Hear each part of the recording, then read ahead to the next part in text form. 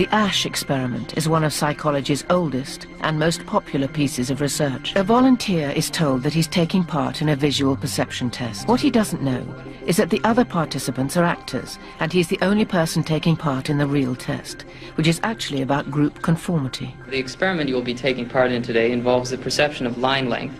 Your task will be simply to look at the line here on the left and indicate which of the 3 lines on the right is equal to it in length.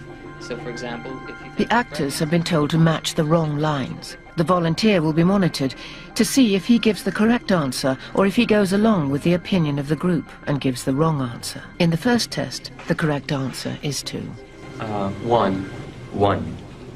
1. 2. 1. Once again, the correct answer is 2. 3. 3. 3.